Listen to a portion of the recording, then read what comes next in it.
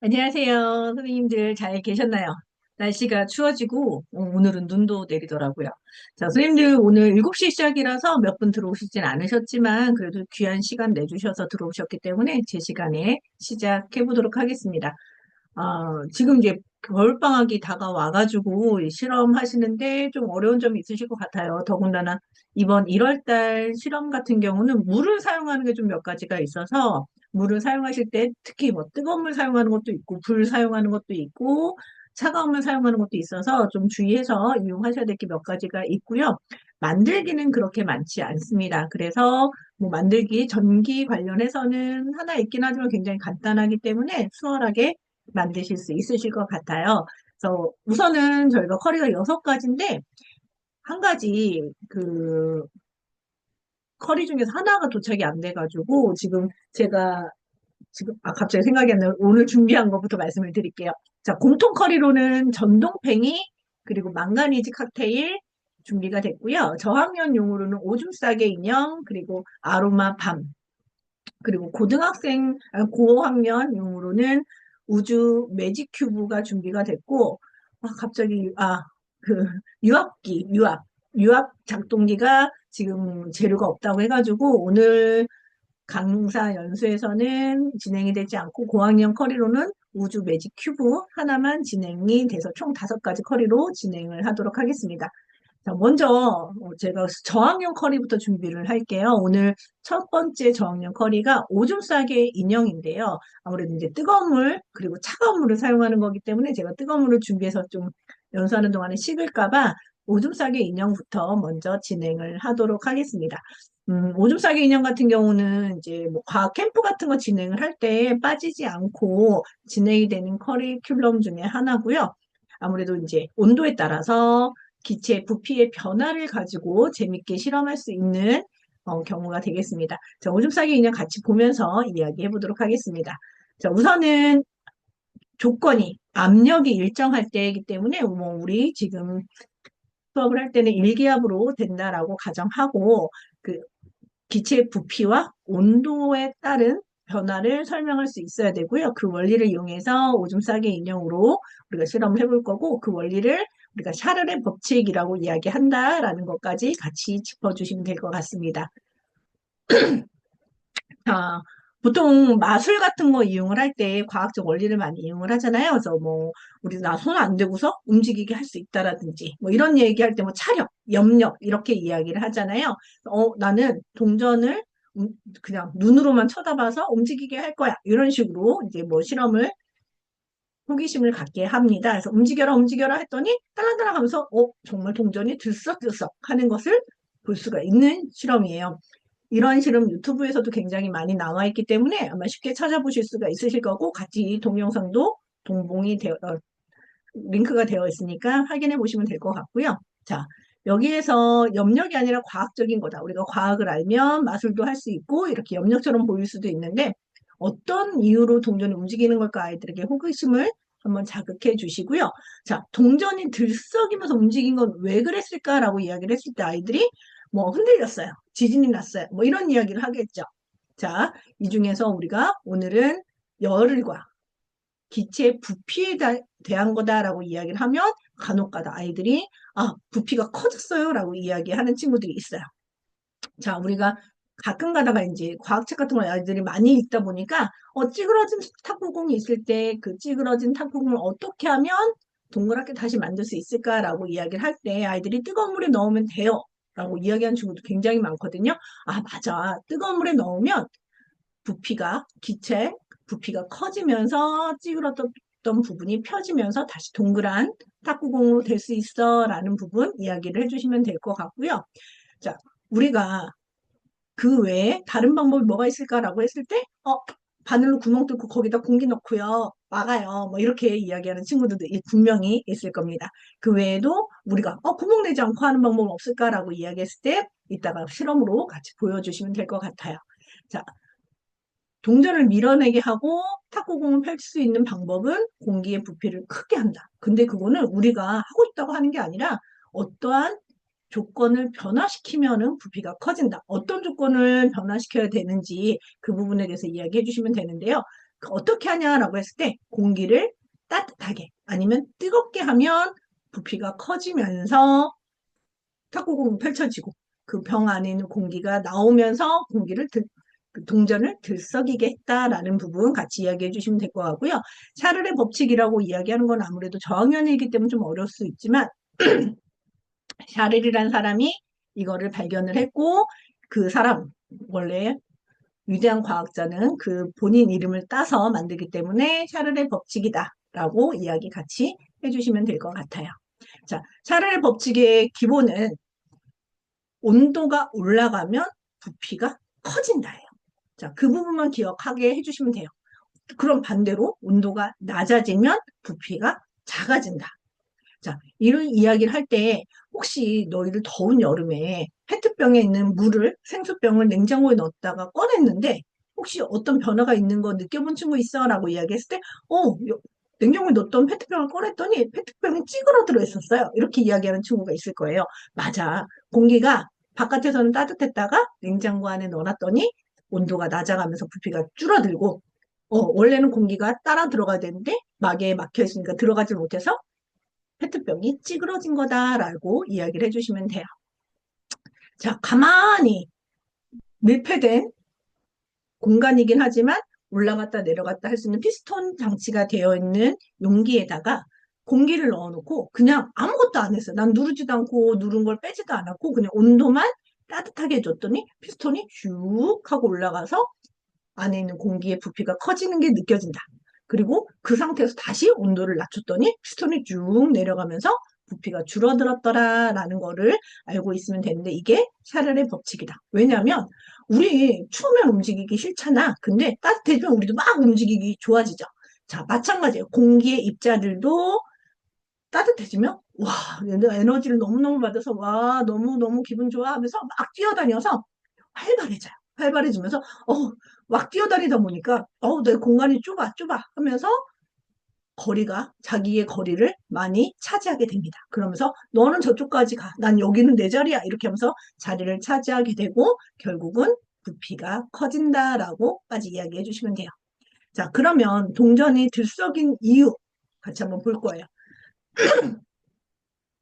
자, 우선은 기본적으로 그냥 하는 것보다는 빈 유리병을 얼음물에다가 잠깐 담그고 나서 꺼냅니다. 그러면 그 안에 있는 공기가 차가우니까 부피가 줄어들겠죠. 자, 열려있는 공기이기 때문에 줄어든 만큼 바깥에 외부에 있는 공기가 같이 빨려 들어갑니다. 자, 그 상태에서 그냥 동전을 놓으면은 그냥 동전 사이사이로 다 기체가 빠져나가기 때문에 물을 묻힌 동전을 올려놓는 거예요. 그 물이 공기가 빠져나가는 걸 막아주는 역할을 합니다. 물을 묻힌 동전을 올리고요. 그리고 나서 뭐 손을 따뜻하게 해서 감싸진다거나 아니면 드라이기로 유리병을 데운다거나 이런 식으로 해서 온도를 올려줍니다. 자, 그러면 바깥에 있는 안에 있는 공기가 부피가 커지면서 갈 데가 없어 하는데 와 그나마 위에 동전이 덮여 있는 쪽은 내가 조금 힘을 주면 동전을 들고 나갈 수 있을 것 같아 하면서 들썩들썩 하면서 공기가 빠져나오게 되는 겁니다.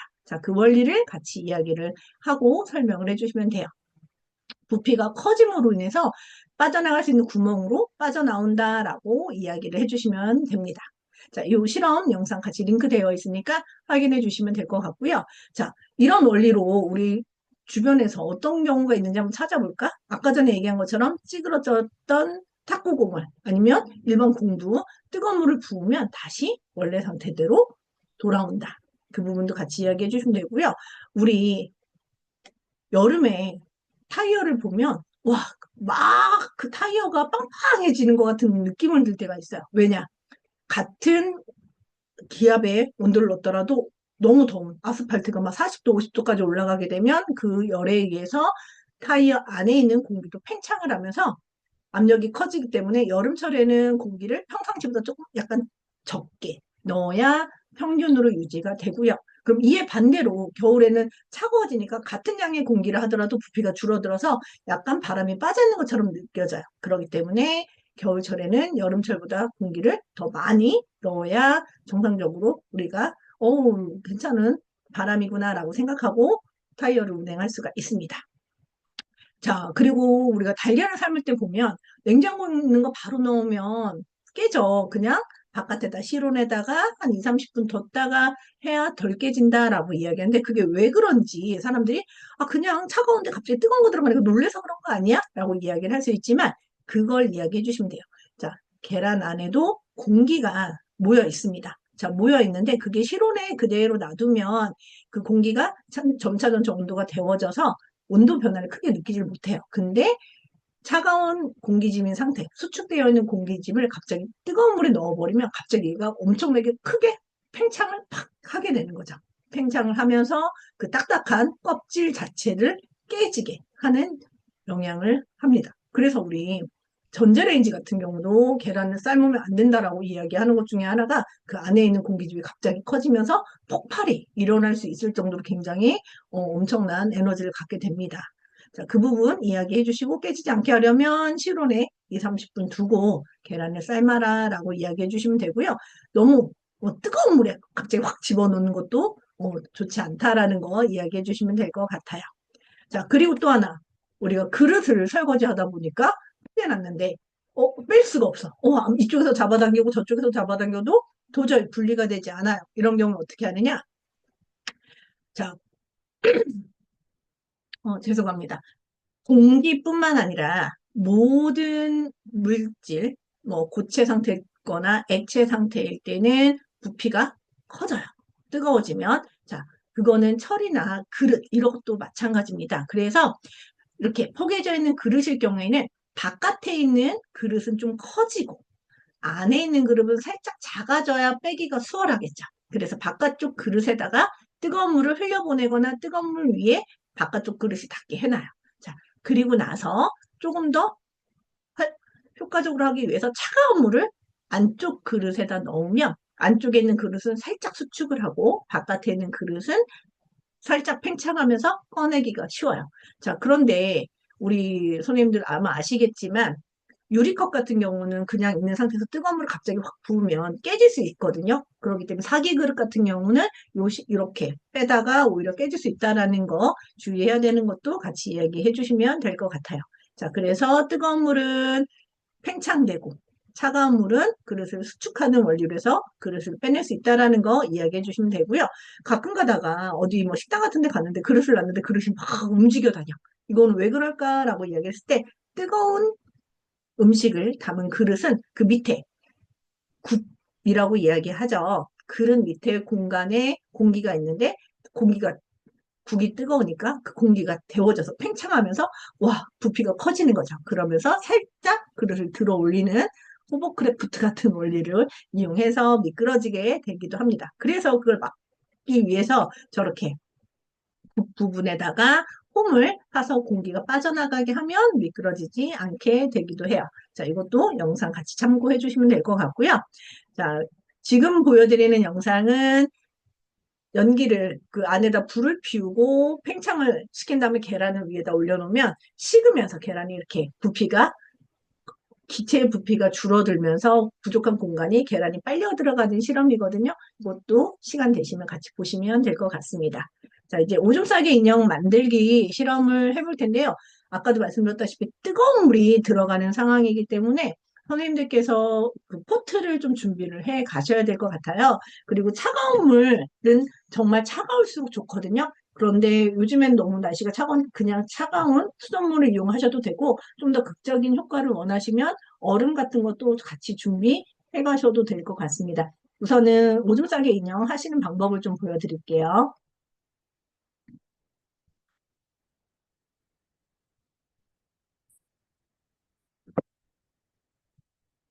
자, 여기 보시면 차가운 물과 뜨거운 물을 준비하시고요. 교재에서는 뜨거운 물을 먼저 이 짱구가 이렇게 생겼거든요. 그리고 구멍이 이렇게 오줌 싸개 인형처럼 구멍이 하나가 있어요. 근데 이 구멍 위치가 크게 잡혀 있는 친구들은 생각보다 오줌 싸개가 잘 표현이 안 되는 경우가 많아서 1인당 2개씩 지급이 되긴 하지만 모두 다 나눠주시지 마시고 다 하나씩만 우선 나눠주고 실험하다가 안 되는 친구들은 이렇게 교환해주는 형식으로 하셔도 될 것 같아요. 저도 보니까 어떤 건 잘 되고 어떤 건 안 되는 게 있어서 그 부분을 같이 참고하시면 될 것 같고요. 자, 먼저 실험상으로는 뜨거운 물을 위에다 부으라고 나와 있거든요. 근데 그렇게 하다 보면 여기가 너무 난장판이 될 것 같아서 저 같은 경우는 컵을 하나를 준비를 하고요. 뜨거운 물을 붓겠습니다. 자, 뜨거운 물을 붓고요. 여기에 이 짱구를 넣어줄 거예요. 자, 넣어주면 이 빈 짱구 안이 비어 있거든요. 비어 있는 짱구에게서 공기가 기체가 팽창하면서 공기가 뽀글뽀글 나오는 걸 확인해 보실 수가 있어요. 자, 여기 지금 보글보글 나오는 거 보이시죠? 아이들에게도 종이컵에 차라리 뜨거운 물을 담아주신 다음에 이렇게 공기가 팽창되면서 빠져나오는 걸 직접 보여주시는 것도 좋을 것 같아요. 그래서 저 같은 경우는 이렇게 종이컵에 담아서 아이들에게 공기가 빠져나오는 거를 직접 보여주고요. 그리고 나서 옆에는 차가운 물을 준비를 할 겁니다. 근데 차가운 물 보시면 이렇게 색소가 이제 오줌이니까 노란색 색소가 같이 이제 동봉이 되는데 이게 백인용이에요. 한두 방울만 떨어져도 엄청나게 진하거든요. 그리고 뭐 굳이 나는 필요 없다 하는 친구들은 안 하셔도 상관은 없을 것 같아요. 그래서 저는 조금 더 극적인 효과를 위해서 얼음을 좀 넣고요. 자, 뜨거운 거기 때문에 맨손으로 들지 않고 얘를 그대로 집게를 이용해서 찬물 속으로 담가 놓겠습니다. 자, 담가서 충분히 안에 공기가 식으면서 그 식으면서 수축된 부분을 물로 채울 수 있게 충분한 시간을 갖고 넣어주도록 할게요. 좀 식어주고요. 자, 식히는 동안에 한 가지 이제 더 추가 실험이 있어요. 뭐가 있냐면, 자, 탁구공이 지급이 됩니다. 자, 탁구공이 지급이 되는데, 문제는 탁구공을 찌그러뜨린 다음에 뜨거운 물 벗어 팽창하는 걸 보여줘라 라고 나오는데, 제가 이 탁구공에 공기가 너무 많이 잘 들어가 있어서 찌그러지지가 않는 거예요. 그래서 저 같은 경우는 살짝 구멍을 낸 다음에 찌그러뜨렸어요. 그리고 나서 구멍 부분을 테이프로 막았습니다. 아이들에게 보여주기 위해서 이렇게 했고, 자, 이거를 이렇게 찌그러진 부분을 보여주고 얘를 아까 넣었던 뜨거운 물을 한번 넣어보도록 할게요. 자, 넣어보면 자, 이렇게 금방 팽팽하게 다시 부표로 오른 거를 볼 수가 있어요. 요거는 선생님들께서 찌그러지는 게 되시는 분들은 그냥 하셔도 되지만 저같이 잘 안 되시는 분들은 살짝 바늘 같은 걸로 구멍 낸 다음에 살짝 찌그러뜨리고 테이프로 막고 요 실험을 보여주시면 될 것 같아요. 자, 그리고 나서 이제 어느 정도 찬물에 들어가 있는 오줌 싸개 인형을 꺼내고요. 자, 잘 보이실지 모르겠는데 얘한테 뜨거운 물을 부을 거예요. 뜨거우면 뜨거울수록 더 좋거든요. 조금 더 차가운 물을 생각보다 멀리 나가지 않아서 이런 쟁반 정도만 있으면 충분히 본인 자리에서 실험을 할 수 있을 것 같습니다. 여기에서 잘 보이실 수 있도록 제가 요 머리 부분에다가 한번 보여드릴게요.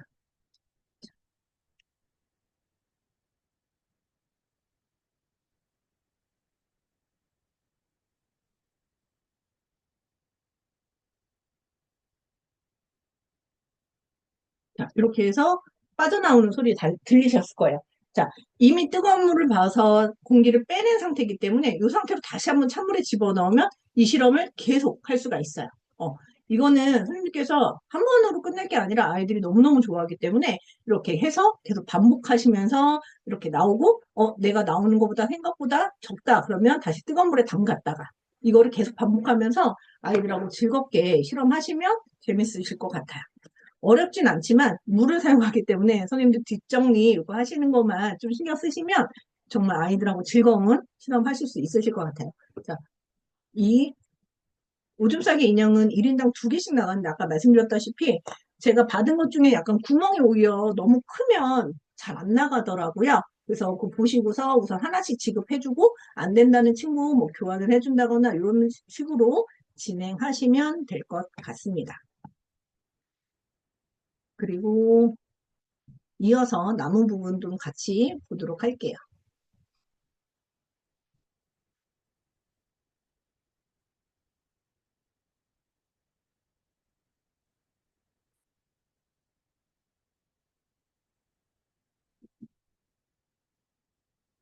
지금 여기 나와 있는 것처럼 오줌 싸개 인형은 샤를의 법칙을 이용한 장난감이고요. 뜨거운 물과 차가운 물 안으로 내가 이 인형 안에 직접적으로 물을 넣을 수는 없어요. 주사기로 넣을 수도 없고 할 수 없는데 어떻게 넣을까라는 거를 이야기할 때 공기의 팽창과 수축을 이용해서 물을 채우는 거에 대해서 같이 이야기해 주시고 부피를 변화시켜서 물이 나오는 현상을 같이 관찰하면서 실험해 보면 됩니다. 자, 원- 원칙을 다시 한번 설명을 해드리면 먼저 뜨거운 물에 오줌 싸개 인형을 넣었을 때 안에 있던 공기가 부피가 늘어나면서 밖으로 나옵니다. 뽀글뽀글 나오는 거 다 보셨죠? 그리고 나서 차가운 물에 넣는 이유는 공기 부피가 다시 줄어들겠죠. 줄어들면서 다시 공기가 원래는 들어가야 되지만 물속에 있으니까 물이 대신 공기 대신 들어가는 거예요. 자, 그리고 나서 인형 안으로 들어갔을 때 다시 뜨거운 물을 부으면 그 뜨거운 물에 의해서 안에 남아있는 공기가 다시 팽창을 하면서 팽창된 그 힘에 의해서 물이 밖으로 빠져나오게 되는 겁니다. 그래서 뜨거운 물 부으면 안에 있는 공기가 부피가 늘어나는 거죠. 그러다가 이제 나오다가 이제 구멍보다 높이가 낮아진 만큼 물이 남아있으면 그 상태에서는 더 이상 나오지 않게 되는 거가 됩니다. 자, 요 영상 같이 보여주시고 혹시 좀 바닥 청소를 하실 수 있는 교실 같은 경우는 이렇게 나란히 세워놓고 하셔도 재밌게 실험하실 수 있을 것 같아요. 자, 정리하기 하고 다음 실험으로 넘어가도록 하겠습니다. 자, 압력이 일정할 때 공기의 온도와 부피의 관계를 나타내는 법칙은 샤를의 법칙. 우리 샤를의 법칙에 대해서 같이 알아보았고요. 샤를의 법칙에 의해서 압력이 일정할 때 온도가 높아지면 기체 부피는 늘어나는 거다라고 이야기해 주시고요.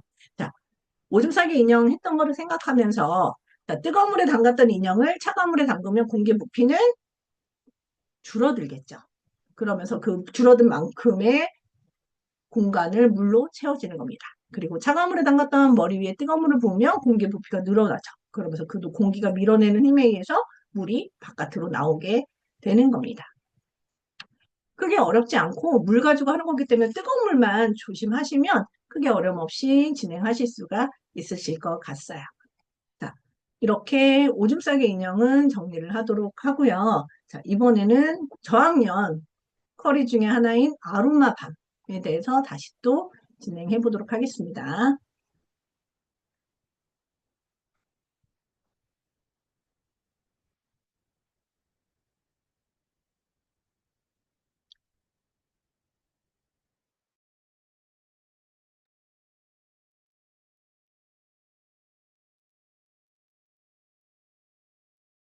자, 우리 오늘은 이제 집중력 관련해서 아로마 밤을 만들어 볼 거고요. 제가 이렇게 만들어 보았는데 보이실지 모르겠지만 고체가 굳으면서 이렇게 가운데가 움푹 들어간 현상이 있기 때문에 많이 넣어주면 좋겠지만 4인용으로 포장이 되어 있고 4인용을 모두 다 가득 넣으면 부족할 것 같아요. 더군다나 좀 아이들이 옆에 묻히고 이러는 것들이 있어서 한 3분의 2 정도씩만 담아주시면 될 것 같고요. 아무래도 가열이 필요한 부분이기 때문에 가열 도구는 선생님들께서 따로 준비를 하셔야 된다고 아마 공지가 됐을 것 같아요. 그렇게 하셔서 아이들하고 실험해 보시면 재밌을 것 같고요. 자, 집중력이기 때문에 오늘은 뇌에 관련된 이야기를 같이 하면서 진행하도록 하겠습니다.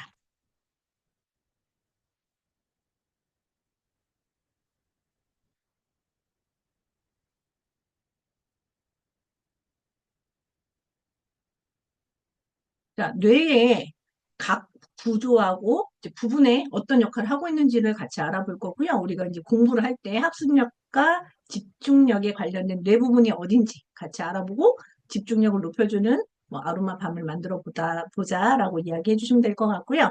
자, 우선은 이제 아이들하고 테스트를 좀 같이 하면서 내가 얼마나 집중력이 있는지 한번 보자라고 이야기를 해주시면 될 것 같은데 이제 이런 테스트가 굉장히 많이 있어요. 그래서 집중도 하고, 인지, 그리고 처리 속도, 뭐, 주의력, 이런 능력 등을 향상시킬 수가 있고요.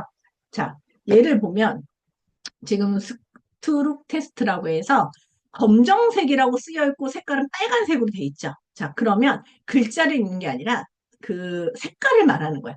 빨강, 파랑, 자, 빨강, 파랑, 주황. 뭐 연두, 보라, 뭐 이런 식으로 색깔을 말하도록 하는 훈련이고요. 30초 동안 내가 몇 개까지 말해보는지 한번 테스트를 해보는 거예요. 아마 애들 굉장히 재밌게 진행할 수 있을 것 같고요. 저도 잘 못하겠더라고요. 연습이 필요한 것 같아요. 자, 우리 집중력이 테스트를 하는 동안에 우리 몸 중에 어디가 제일 바빴을까라고 이야기하면 애들이 다 얘기하겠죠. 뇌예요. 자, 뇌는 이렇게 생겼고요. 자, 뇌는 우리 각 기관들의 기능을 조절하고 생각과 기억 등 복잡한 정신 활동을 일으킨다. 모든 것들은 다 뇌에 명령을 받고 움직인다. 내가 움직이는 것, 생각하는 것도 다 뇌가 하는 일이다라고 이야기를 해주시면 될 것 같고요. 생각보다 우리 몸에 차지하는 비용은 많지 않아요. 한 1.6kg에서 2.6kg니까 성인 몸에 따지면 크게 차지하는 부분은 아니지만 천억 개라는 엄청나게 많은 세포로 이루어져 있고 뇌를 구성하는 세포는 신경세포라고 이야기하고 생긴 건 이렇게 생겼다. 우리가 보던 동물세포나 식물세포와는 약간 다르고 신경세포라고 하고 이름도 얘는 따로 있다. 얘는 이름을 뉴런이라고 부르기도 한다라는 거 이야기해 주시면 될 것 같고요. 서로 계속 연결돼서 내가 뭔가를 만지면 아 뜨거 하고 느낄 때 이 순간에 내가 느끼고 뜨거운 걸 느끼고 뇌에서 아 뜨거우니까 손을 피해라 라고 명령 내리고 내 손이 다시 움찔하는 것까지 전부 다 이 신경세포가 전달을 해주고 명령을 받아서 움직이게 하는 거다. 요게 우리가 느끼지 못하지만 엄청나게 순식간에 일어나는 일이다라는 것도 같이 이야기해 주시면 될 것 같아요. 자, 근데 뇌는 우리가 봤을 때 하나로만 되는 줄 알았더니 그게 아니다. 뇌도 굉장히 많은 부분으로 나눠져 있고요. 가장 대표적인 큰 뇌, 대뇌가 있고요. 작은 뇌, 소뇌도 있고요. 중간에 있는 중뇌, 그리고 그 사이에 있는 간뇌, 그리고 연수라는 부분도 같이 있다라고 이야기를 해주시면 될 것 같고요. 각 부분마다 하는 역할이 조금씩 다르다라는 거 이야기해 주면 될 것 같아요. 자, 우리가 흔히 이야기하는 가장 큰 뇌, 대뇌는 뭘 할 것 같으냐? 생각하는 거. 기억, 추리, 판단, 감정, 정신활동을 담당을 하고요. 자, 중뇌 같은 경우는 안구운동, 동공반사. 이건 우리가 조절할 수가 없어요. 자, 그래서 교통사고 나거나 의사들이 가끔 가다 환자를 볼 때 이렇게 눈을 이렇게 열어서 프레쉬 같은 걸 이렇게 비쳤다가 없애고 비쳤다 없애고 하는 게 이 안구운동, 동공반사를 검사하는 건데 이 검사를 왜 하느냐? 중뇌가 괜찮은지를 중뇌가 이상이 없는지를 확인하는 검사다라고 이야기도 같이 곁들여 주시면 될 것 같아요. 그리고 손에는 약간 뒤통수 쪽에 있는데 우리 몸의 균형을 유지하고 운동 기능을 조절한다. 그래서 손해가 다친 사람은 자꾸 걷다가 중심을 잃고 넘어진다거나 이런 현상이 일어날 수 있다. 그리고 간뇌라고 하는 거는 우리 의지와는 상관없이 심장 박동, 호흡, 소화 이런 것들을 우리의 상관없이 계속 생명 유지를 하는 그런 걸 조절을 하는 거다라고 이야기해 주시면 될 것 같고요. 아, 죄송해요. 간내, 연수가 그렇게 하고 간내가 체온 이런 거 조절을 해주는 거예요. 우리가 가끔 가다가 식물인간이라고 이야기하는 경우가 있어요. 그런 경우에는 모든 뇌가 거의 다 기능을 잃고 이 연수 부분만 살아있는 거다라고 생각을 하시면 돼요. 그래서 생명만, 이제 숨 쉬고 소화되고 이제 호흡하는 운동만 지금 남아있는 상태가 된 거, 연수만 살아있는 상태라고 생각하시면 되고 뇌사는 이 연수까지도 사실 기능을 제대로 하지 못해서 인공호흡 장치나 이런 걸 떼면 바로 사망에 이르는 게 뇌사 상태다라고 이야기를 한다고 하더라고요. 자, 이제 내 몸 불러보기에 뇌에 관련된 설명이 있고요. 자, 우리가 그래서 학습을 하려면, 공부를 하려면 뇌가 정말 영향을 많이 주는데, 그래서 사람들이 머리 좋아하는, 뇌가 좋아하는 뭐 훈련이라든지 뇌가 좋아하는 영양소, 음식 같은 걸 많이 먹기도 해요. 자, 근데 뇌가 어떻게 해서 학습에 관여가 되는지를 한번 알아보도록 하겠습니다. 자, 우선은 되뇌 중에서도 앞쪽에, 전전두 피질 쪽에는 우리가 생각해서 결정하고, 말하고, 판단하고, 이런 것들을 담당을 하고 있고요. 자, 편도체라는 부분이 있어요. 자, 편도체라는 부분을 보면, 우리의 심리적인 상태? 이거를 많이 조절을 하는 거라고 이야기를 해요. 그래서 안정된 상태에서는 이제 전전두 피질을 잘 정보를 흘려보내는데 불안하다. 이러면 잘 흘려보내지 못해서 우리가 스트레스를 많이 받는다라고 이야기를 하는 거예요. 그래서 이 편도체가 제대로 발달되지 않으면 감정을 잘 못 느끼는 경우가 많다라고 이야기하거든요. 그래서 그 링크된 동영상을 같이 보시면 편도체가 뭐 고장난 아니면 어떠한 뭐 다친 이런 동물 같은 경우는 두려움을 못 느껴서 쥐가 고양이들 사이에 가서도 하나도 무서워하진 않고 된다. 뭐 이런 느낌을 받더라고요. 그래서 살아남는 경우가 많이 없다. 왜? 두려움을 모르니까 자기가 죽을지 모르는 거야. 그래서 편도체가 기능을 상실한 경우에는 굉장히 생존 확률이 낮다라는 그런 연구 결과도 있다라고 합니다. 그래서 편도체에 대해서 나온 영상 같이 한번 봐주시고요.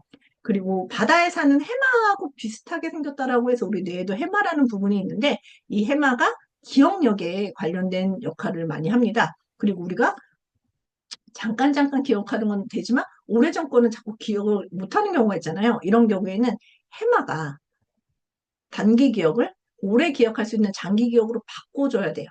그런데 이 역할을 언제 하느냐? 잠잘 때 합니다. 그렇기 때문에 잠을 잘 자야 오히려 공부를 더 잘할 수 있다라는 연구 결과가 나오는 거나 마찬가지죠.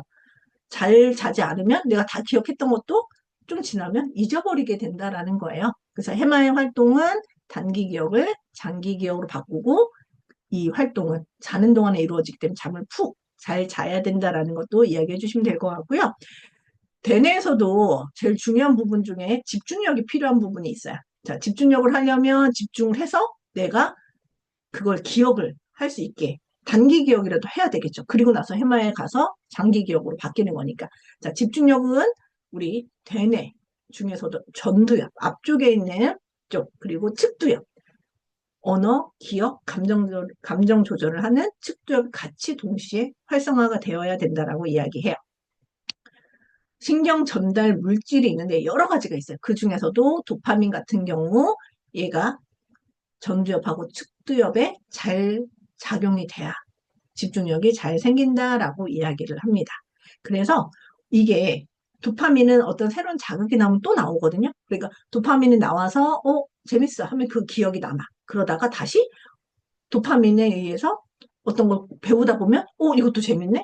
그러니까 이게 계속 선순환이 되는 거예요. 선순환이 되면서 계속 학습을 하다 보면 새로운 걸 알게 되고 그거 재밌네. 그거 재밌으면 기억을 하게 돼. 그리고 나 다시 또 이것도 재밌네. 계속 새로운 걸 찾아가면서 학습이 늘어난다라고 이야기를 하는 겁니다. 자, 근데 이 도파민을 분비하는데 방해가 되는 우리 주변 방해되는 거 가장 큰 게 뭐 소음. 그래서 조용한 데 찾아서 공부를 하죠. 그리고 스마트폰, 텔레비전, 뭐 이런 것도 있고요. 또 하나는 내가 다른 거 스트레스, 신경 쓰이는 거, 뭐 감정 소모가 된다거나 아니면 내가 몸이 아파. 이런 경우도 집중력이 흐트러지겠죠. 그리고 뇌는 훈련하면 훈련할수록 훨씬 더 좋아진다라고 이야기해요. 그리고 사실상 우리 인간의 뇌를 10%?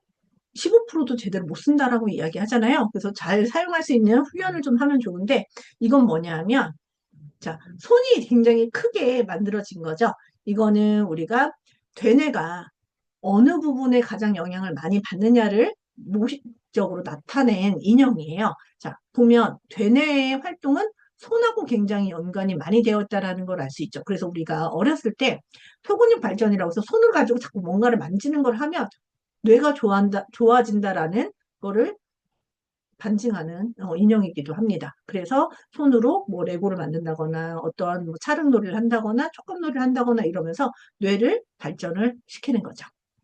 그래서 손에 자극을 많이 주면 뇌 발달에 도움이 된다라고 이야기해서 이제 집중력을 아이들하고 이제 같이 또 해보는 거예요. 이거는 이제 이론을 먼저 하신다기보다는 우리가 아로마 밤을 만들다 보면 또 붙이는 시간이 있기 때문에 그 시간을 활용해서 하시면 돼요. 이렇게 엇박자로 번갈아 가면서 펼치는 요 훈련 같은 거 해보시면 굉장히 재밌을 것 같아요. 이런 엇박자 접기라든지 손가락 교차해서 펴기 이런 재밌는 놀이 같은 거 한번 해보시면 재밌을 것 같고요. 자, 이제부터 만드는 방법 같이 보여드리면서 해보도록 하겠습니다.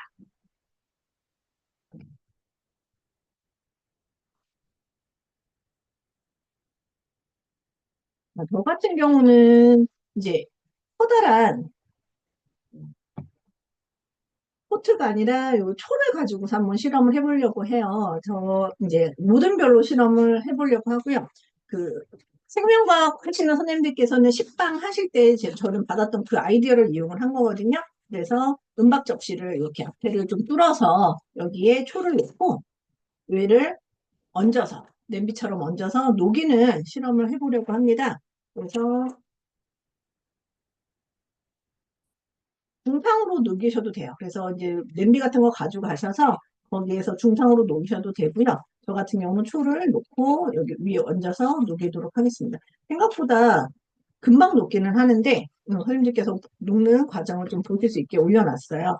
자, 얘를 동글동글하게 들어있는 애가 밀랍이고요. 자, 이렇게 덩어리처럼 되어 있는 애가 시어버터예요. 시어버터가 이제 녹기 시작합니다. 지금 보시면 표현이 될지 모르겠는데 벌써 이제 이 녹기 시작하는 게 눈에 보이거든요. 그래서 다 녹을 때까지 좀 기다려 주시고요. 저희가 이제 로즈마리하고 이 페퍼민트 에센셜 오일이 준비가 되어 있는데 얘는 뜨거워지면 굉장히 연기가 심하게 나면서 탄핵 현상이 있기 때문에 다 녹인 다음에 불을 끄시고 나서 넣은 다음에 저어서 해주시면 될 것 같아요. 그리고 모든별로 이 아로마밤을 할 수 있는 케이스가 좀 보여드릴게요. 위에 모양의 과일이 좀 달라요. 바나나도 있고 수박도 있고 딸기도 있습니다. 자, 제가 좀 전에 만든 거는 이렇게 바나나도 되어 있고요. 아까 전에 만들어서 거의 가득 채워 넣었거든요. 가득 채워 넣었더니 이 정도 모양이 됐어요. 그래서 지금 보시면 이렇게 금방 녹는 걸 보실 수 있어요. 그리고 내부는 용기 내부에는 뚜껑이 있기 때문에 여기에 보시면 한 굳이 저처럼 이렇게 가득 넣으면 좀 부족할 것 같거든요. 그래서 이 안에 선이 있는 그 표시선 정도까지만 넣어주시면 될 것 같습니다. 지금 보시면 금방 굉장히 많이 녹아서 오히려 초로 해도 아이들이 녹는 과정을 볼 수가 있고 개인별보다는 제가 보기에는 그냥 모든 별로 해주셔야 될 것 같아요. 개인별로 하다 보면 오히려 버려지는 양이 더 많을 것 같아서 모든 별로 하셔서 준비해 주시면 될 것 같고요. 조금만 있으면 금방 녹을 것 같아서 뒤에 부분 마저 하고 나서 결과를 좀 보여드리도록 할게요.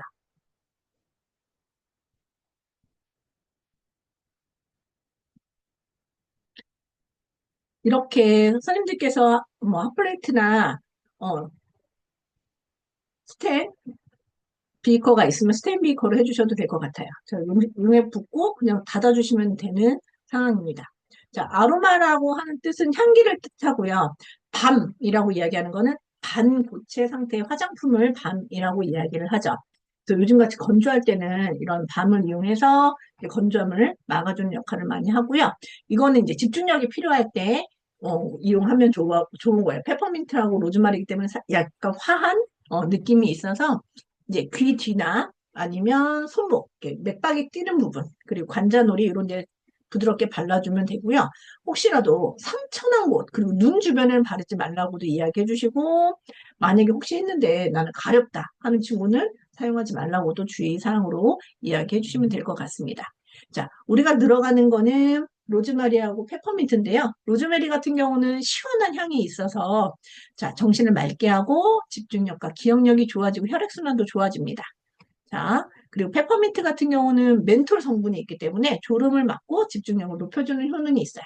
그리고 라벤더 같은 경우는 긴장을 풀어주는 효능이 있어서 네, 집중력이 필요한 일을 하기 전에 이용하시면 될 것 같고, 레몬 같은 경우는 이제 상큼한 향이 있으니까 기분을 전환시켜서 창의적인 생각을 할 수 있도록 도와주고, 시더 우드 같은 경우, 삼나무 같은 경우는 이제 우드 향이 있으니까 기분이 우울할 때 맡으면 좋다라고 합니다.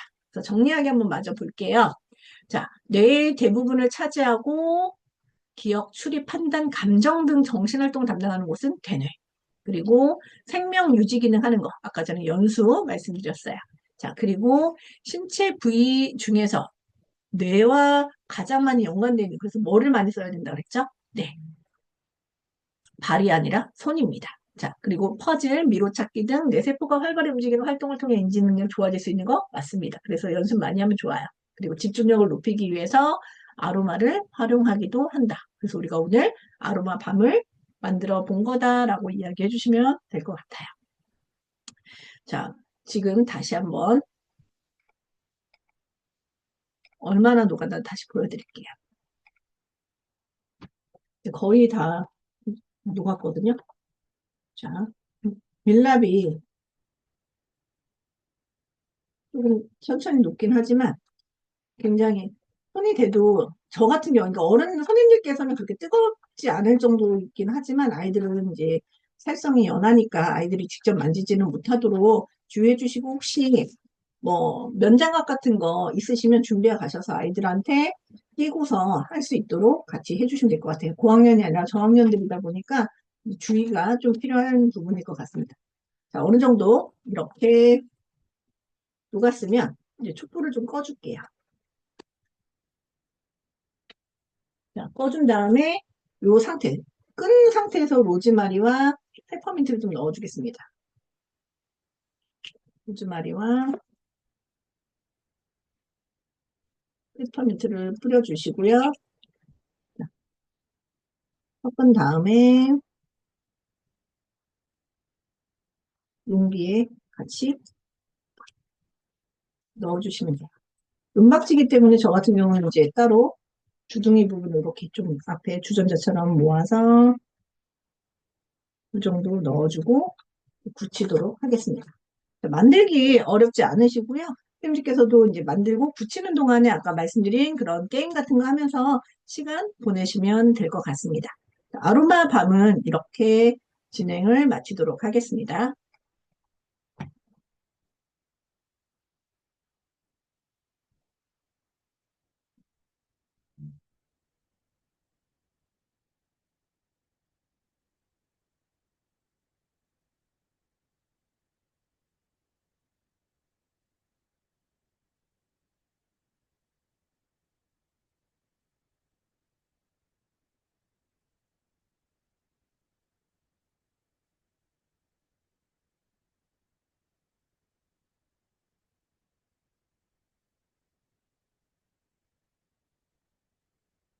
자, 이번에는 전동팽이 돌리기예요. 자, 저희가 오늘 이 수업을 해봤는데 아이들 너무 좋아하고요.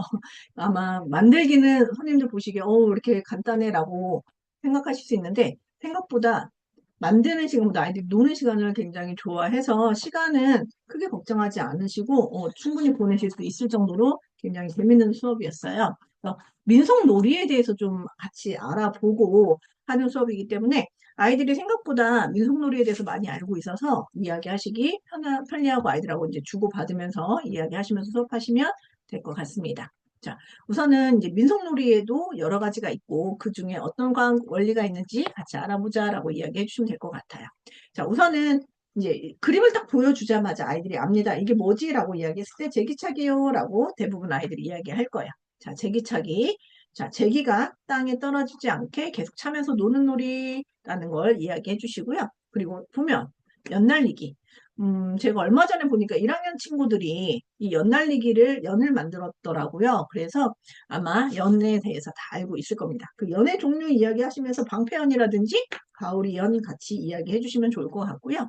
자, 종이에 대나무 살을 붙여서 만든 연을 바람에 이용해 하늘에 띄우고 논다. 그리고 연날리기는 여름보다는 겨울에 많이 이용하는데 왜 그럴까라고 이야기했더니 아이들이 대부분 바람 많이 불잖아요 라고 대답을 해주더라고요. 자, 그리고 긴 널빤지를 한 가운데 집단이나 가마니로 밑을 개고 양 끝에 한 사람씩 올라가서 마주보고 번갈아 뛰는 놀이 뭘까요? 하면 널뛰기 다 알고 있을 겁니다. 자, 그리고 네 개의 육가락으로 결과에 따라서 말을 사용해서 승부를 겨루는 민속놀이 네 맞습니다. 윷놀이고요. 자, 이제 제기차기에 대해서 좀 알아볼게요. 자, 제기를 발로 차서 올리면 뭐에 의해서 아래로 떨어질까요?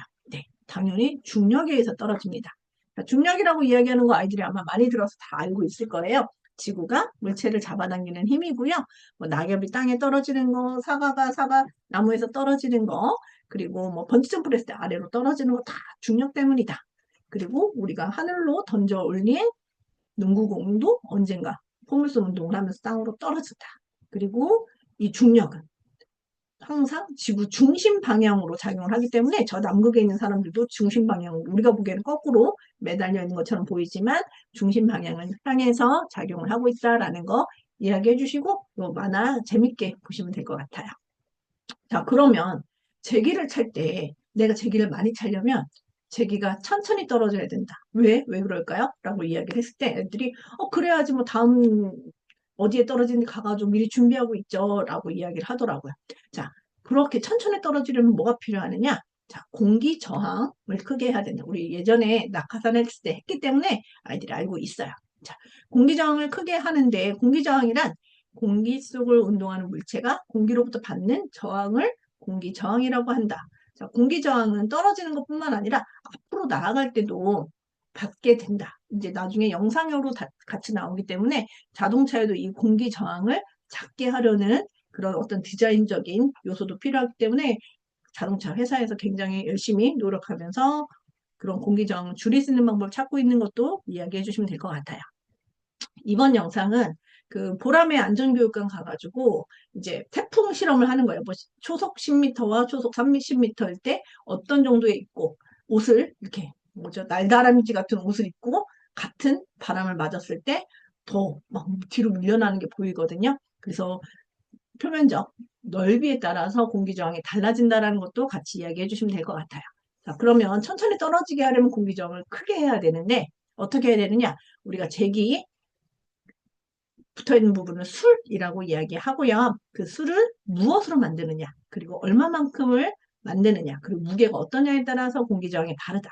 자, 우리가 어떠한 물건을 두 개를 떨어뜨렸을 때 천천히 떨어지려면 가벼워야 될까, 무거워야 될까라고 이야기해 주시면 돼요. 자, 당연히 가벼울수록 천천히 떨어지겠죠. 비닐과 도화지를 동시에 떨어뜨렸을 때 도화지는 뚝 떨어지겠지만 비닐은 천천히 떨어집니다. 그래서 비닐로 만드는 게 더 효과적이다. 그리고 아까 전에 얘기한 것처럼 애들이 이제 영상을 봤으니까 알 거예요. 자, 면적이 넓어야지. 그리고 양이 많을수록 공기와 닿는 면적이 넓기 때문에 천천히 떨어지는 것도 알 수 있게 됩니다. 자, 딱 보면 2번이 훨씬 빠르게 떨어진다. 왜? 1번이 공기 저항이 많기 때문에 더 천천히 떨어집니다. 라는 걸 아이들이 알게 됩니다. 자, 그러면 세 가지 중에서 같은 재질과 양이 같을 경우에는 3번처럼 저렇게 면적이 넓을 때 공기저항을 크게 받고 천천히 떨어진다라고 이야기해 주시면 될 것 같아요. 그래서 자동차도 공기저항을 적게 받기 위해서 굉장히 무던한 노력을 하고 있다라는 영상 같이 참고해 주시고요. 연날리기가 또 나와요. 연날리기는 이제 선생님들 얼마 전에 플라잉업 하실 때 양력 이야기 해주셨기 때문에 그 양력 부분 같이 참고하셔서 이야기해 주시고 베르누이 법칙 같이 생각하셔서 이야기해 주시면 크게 어려움 없이 영상까지 같이 참고해서 이야기해 주시면 될 것 같아요. 그 베르누이 법칙 흐르는 속도가 빨라지면 압력이 낮아지고 흐르는 속도가 느리면 압력이 높아진다라는 걸 이야기해서 그 흐름의 속도에 따라서 위로 떠오르는 양력이 생기는 거다라고 이야기해 주시면 될 것 같고 뭐 한 가지만 가지고서 작용되는 게 아니기 때문에 작용 반작용 법칙에 의해서도 연이 공기를 밀어내면 마찬가지로 공기도 연을 밀어서 양력이 추가적으로 더 생긴다라는 부분도 이야기해 주시면 될 것 같습니다. 영상 같이 참고해 주시고요. 영상이 좀 많기 때문에 좀 분별해서 선생님께서 필요한 영상만 보여주셔도 될 것 같아요. 자, 이제 널뛰기는 가장 대표적인 원리가 지뢰입니다. 지뢰의 원리에 대해서 같이 이야기해 주시면 될 것 같아요. 자, 받침점이 있고요. 우리 널뛰기에서는 밑에 돌돌 말아놓은 멍석 같은 거를 받침점으로 봐야 되고요. 이제 먼저 거기에 서 있는 사람을 작용점이라고 하면 뛰어서 내려오는 사람을 힘점이라고 이야기하고 지뢰를 설명을 같이 해주시면 될 것 같아요. 동영상에 같이 참고되어 있기 때문에 이 부분을 먼저 보고 이야기해 주시면 아이들이 이해하기가 쉬울 겁니다. 깨비 퀴즈의 지뢰를 이용해요. 같이 봐주시고요. 자, 우리가 그러면 지뢰를 이용할 때 적은 힘으로 무거운 걸 드러낼 수 있잖아요. 그러면 이거를 가지고서 어떻게 널뛰기도 활용할 수 있냐라고 얘기했을 때 몸무게가 같은 사람만 널뛰기를 할 수 있는 게 아니다. 몸무게가 적은 사람과 많은 사람도 같이 널뛰기를 할 수 있는데 그럼 어떻게 서야 잘 작용이 될까라고 이야기를 할 수 있어요. 자, 그러면 가벼운 친구는 받침점에서 조금 멀리 그리고 무거운 친구는 받침점에 조금 더 가깝게 시소 타는 거와 똑같은 원리로 해서 이야기를 하면 널뛰기도 재밌게 할 수가 있다. 그리고 여기에도 똑같이 작용 반작용 법칙도 있고 또 하나 에너지 전환이라는 게 있다라고 이야기를 해주시면 될 것 같아요. 내가 뛰어내리면 반대편에 있는 친구는 내 힘에 의해서 위로 올라가는 작용 반작용이 일어나고 반대로 친구가 또 내려올 때는 내가 올라가는 작용 반작용이 계속해서 일어나는 놀이다. 그리고 또 하나 에너지 전환이라는 거는 아마 롤러코스터 이야기 하실 때 또 이야기가 될 것 같기는 한데 우리가 높은 곳에 있는 것만으로도 위치 에너지를 갖잖아요. 그래서 우리가 널뛰기에서 위로 올라가면 속도는 줄어들지만 높이가 높아지기 때문에 위치 에너지가 커집니다. 그리고 그 위치 에너지에 의해서 다시 땅으로 떨어질 때는 속도가 높아지면서 운동 에너지로 바뀌거든요. 그래서 상대방을 다시 또 튕겨 오르게 할 수 있습니다. 그렇게 에너지가 바뀌는 형태를 에너지 전환이라고 하고 뭐 여러 가지 전환이 있지만 우리가 오늘 널뛰기에서는 위치 에너지와 운동 에너지가 계속 바뀌는 부분이다라는 것만 이야기해 주시면 될 것 같아요. 너무 많은 이론이 있기 때문에 좀 선별하셔서 이야기해 주시면 좋을 것 같습니다. 자, 이제 만들기 같이 해볼게요. 크게 어렵지 않고요. 만들기는 저는 고학년 같은 경우는 공통 주제니까 그냥 설명을 싹 해주고 너희들이 만들고 싶은 대로 만들어 봐라고 이야기를 했어요. 그랬더니 크게 어려움 없이 본인들이 다 알아서 만들더라고요. 제가 이제 완성된 걸 보여드릴게요. 자, 완성된 걸 보시면 옆면으로 보시면 이렇게 기둥이 있고 그냥 건전지 케이스와 모터만 연결을 하면 끝이에요. 그리고 여기에 있는 바퀴, 이렇게 축이 있는 바퀴가 팽의 역할을 합니다. 자, 만드는 방법을 좀 보여드리도록 하겠습니다.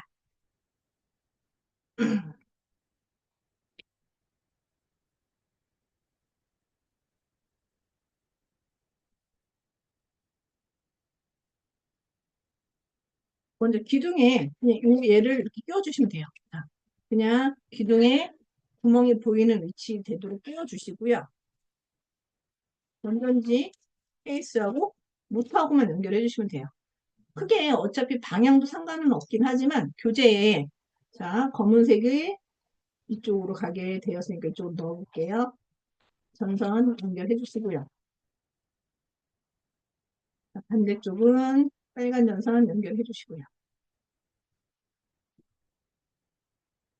자, 이러면 연결은 끝이에요. 그리고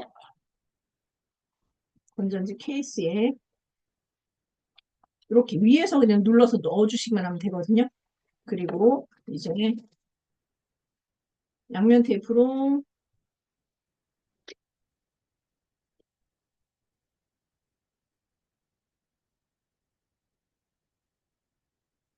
그다음에 붙여주시고요. 그리고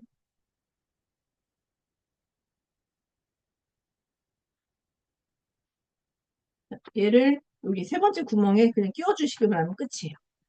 자, 이렇게 되면 본체가 완성이고요.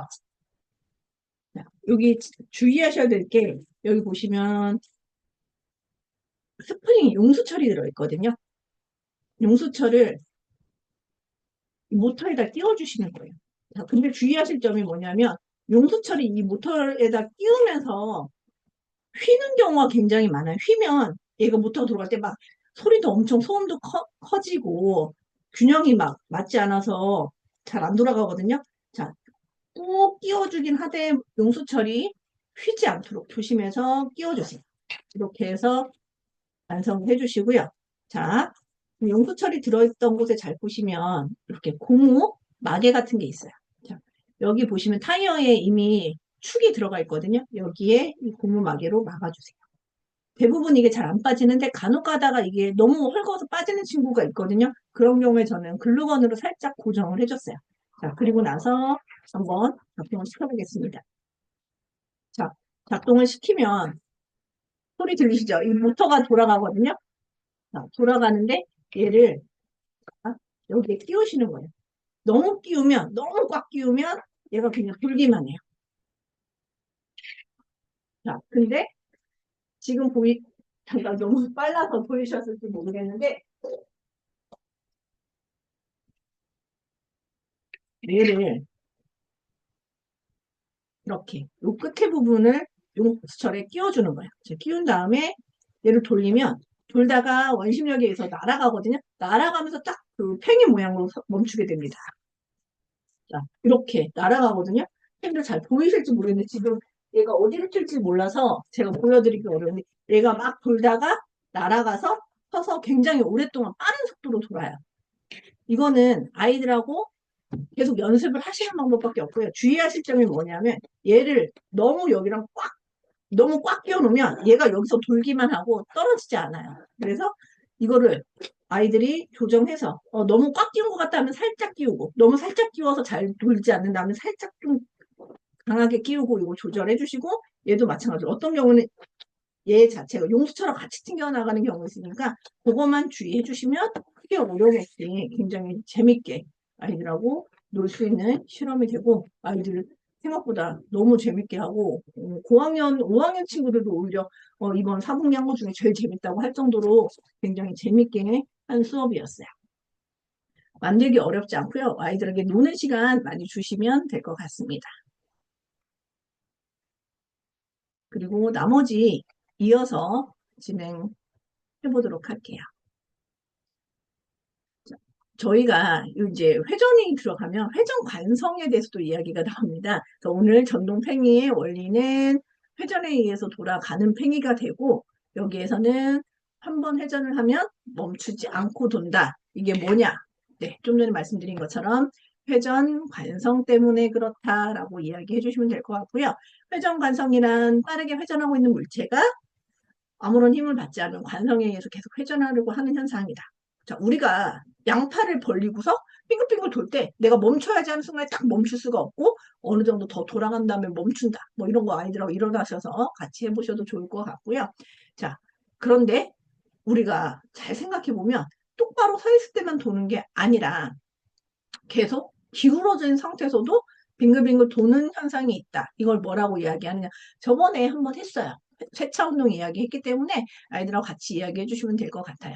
자, 회전 관성은 팽이나 자전거 바퀴, 회전 놀이기구에서 계속 일어나게 되고요. 또 하나, 바로 쓰러지지 않고 한참을 더 돌다 쓰러진다. 이게 무슨 말이냐면, 자, 이렇게 처음에 이 상태로 돌잖아요. 돌다가 쓰러지려고 그래. 그럼 이렇게 기울어지겠죠. 기울어진 상태에서 이렇게만 도는 게 아니라 기울어진 상태에서 이렇게 돌잖아요. 이게 세차 운동이라는 거예요.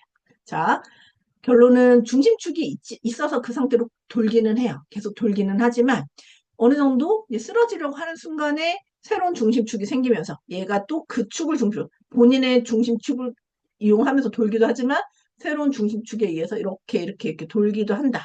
이게 세차 운동이다라는 부분까지만 같이 이야기를 해주시면 될 것 같아요. 영상 보시면 좀 더 이야기가 쉬우실 것 같고요. 자, 정리하기 하고 다음 커리로 넘어가겠습니다. 자, 제기차기에 대한 설명 틀린 것은 공기 저항이 커야 된다라는 거. 그리고 이제 몸무게가 다른 친구와 널뛰기를 하려면 무거운 친구는 받침점 가까이로 가야 된다라고 이야기해 주시면 될 것 같고요.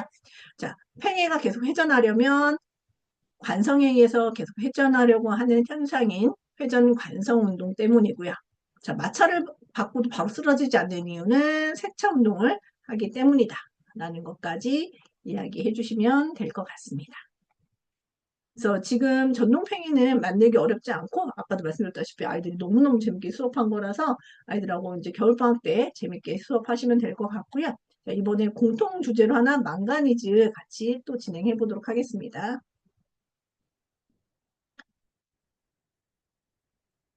망가니즈는 화학 반응에 대한 이야기예요. 그래서 아이들이 조금 어렵게 느낄 수 있는 부분이긴 하지만 그래도 조금 간단하게 이제 산화와 환원에 대해서 이야기하면서 아이들하고 이야기해 주시면 될 것 같습니다.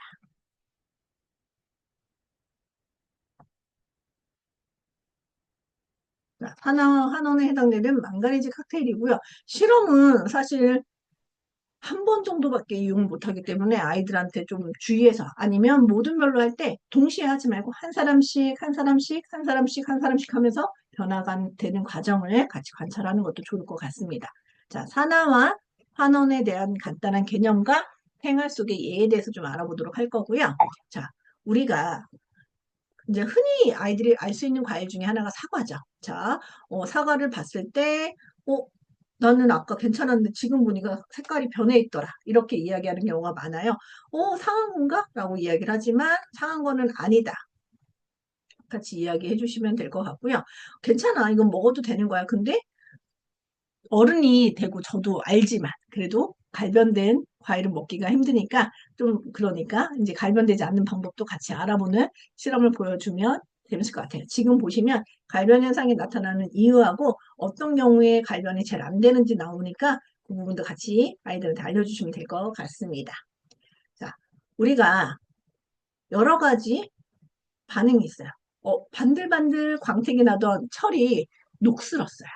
자, 그리고 양초에 불을 붙이면 녹아서 탑니다.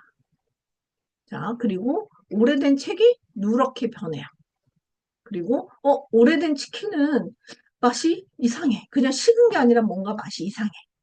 자, 이런 경우를 우리가 뭐라고 이야기하냐면, 뭔가의 성질이 바뀌었어요. 뭔가 변화가 일어났어요. 그리고, 옛날이랑 뭔가 다른 게 만나서 성질이 변했다라고 이야기를 합니다. 자, 우리가 자전거 체인이 녹슬고 양초가 타서 없어지고 이런 것들은 어떤 이유에서인지 변해버렸어요. 자, 이것을 우리가 전혀 완전히 다른 새로운 물질로 변하는 현상을 화학 변화라고 이야기합니다. 물이 얼음이 되거나 물이 수증기가 되는 거는 우리가 성질은 변하지 않고 상태만 바뀌었다고 해서 상태 변화라고 이야기하거든요. 그리고 유리병이 깨졌어요. 유리 조각이 됐어요. 자, 이거는 그냥 물리적인 상태만 변하기 때문에 물리 변화라고 하고요.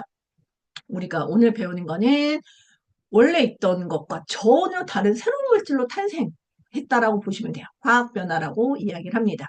자, 예를 들어서 옛날에 얼마 전에 발견된 뭐 그림 같은 걸 봤을 때, 지금 보면 어두운 밤인데 지금 여기 화면에 보여지는 것 같은 우리는 야경인 줄 알았는데 알고 봤더니 야경이 아니라 물감이 색이 변해서 야경처럼 보여서 우리가 야경으로 착각한 그런 경우에 그림인 경우도 있습니다. 자, 그러면 화학 변화는 어떤 원리로 이용이 되고 그 중에서 산화와 환원 반응이 무엇인지 좀 알아볼 거예요. 산화 반응이라는 거는 산소하고 만나는 거예요. 산소하고 화합을 하는 거예요. 산소와 결합을 하거나 좀 어렵지만 이제 그 원자에서 전자를 잃어버리는 화학 변화를 우리가 산화 반응이라고 하고요. 자, 예를 들어 철이 산소하고 만나서 녹슬었어요. 산화철로 변한다라고 이야기하는데 그것을 산화 반응이라고 이야기합니다. 우리가 아까 얘기한 사과를 깎아놨더니 산소와 공기 중에 있는 산소하고 만나서 갈색으로 변했어요. 이것도 산화 반응이라고 이야기합니다. 그리고 양초가 산소가 만나서 불을 붙였더니 이산화탄소가 물로 연소가 되는 이것도 산화 반응이다라고 이야기를 합니다. 자, 반대로 산소를 잃어버리는 경우가 있어요. 아니면 아까 전자를 얻는 경우에는 우리가 환원 반응이라고 이야기를 합니다. 산화 반응과 전혀 반대의 개념이죠. 자, 그리고 환원 반응을 이용해서 우리가 산화 반응을 일으켰던 것들을 환원 반응을 이용해서 다시 원래 상태로 되돌릴 수도 있어요. 자, 아까 전에 은인데 산소하고 자꾸 만나가지고 은이 검게 변했어. 이런 경우에는 알루미늄에다가 소금 넣고 거기 반지를 넣은 다음에 뜨거운 물로 넣어서 팔팔팔 끓이고 나면 산소가 다 떨어져 나가서 원래 상태의 은으로 다시 바뀝니다. 자, 이렇게 산소를 떨어뜨리는 환원 반응을 일으킬 수도 있고요. 자, 색깔이 변했던 사과도 거기에 레몬즙을 뿌리거나 오렌지 주스에 담가 놓으면 갈변된 사과가 다시 원래 색으로 돌아온다라고 이야기를 합니다. 자, 근데 문제는 이 산화 환원 반응은 혼자 일어나지 않아요. 누군가가 산화가 되면 누군가는 그 자리에서 환원이 되는 거예요. 예를 들어서 산소를 가지고 있던 주황공이 산소를 빼앗겼어요. 그러면 파란 공은 산소를 얻어서 산화가 됐고 주황공은 산소를 빼앗겨서 환원이 된 거죠. 산화 환원 반응은 동시에 일어나게 됩니다. 이걸 꼭 기억하고 있어야 돼요. 자, 예를 들어서 자, 구리가 산소를 빼앗아서 난 산소와 결합해서 산화구리가 되는 산화 반응이 일어났어요.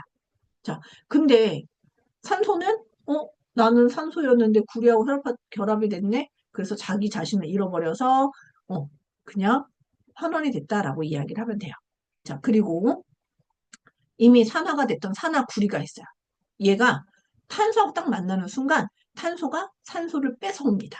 그러면서 산소를 뺏긴 산화구리는 구리가 되면서 환원이 되고 탄소는 산소를 얻어서 이산화탄소가 되면서 산화가 되는 거예요. 그래서 산화구리는 환원, 그리고 탄소는 산화 이렇게 해서 동시에 산화 환원 반응이 동시에 일어나는 거예요. 자, 이 반응을 이렇게 해서 우리가 화학 반응이 일어날 때는 열이 날 때도 있고요. 아니면 열을 흡수할 때도 있어요. 발열 반응이 일어나는 경우를 이용해서 이제 우리가 철가루 같은 경우 산소하고 만나면 뜨거워지면서 산화가 되거든요. 그걸 이용해서 우리가 핫팩을 만들 수가 있어요. 그리고 우리가 불나는 현상도 산소가 지속적으로 공급이 되면서 산소하고 만나서 일어나는 반응이기 때문에 산화 반응이라고 이야기하고 순식간에 일어나는 격렬한 산화 반응이다라고 생각하시면 돼요.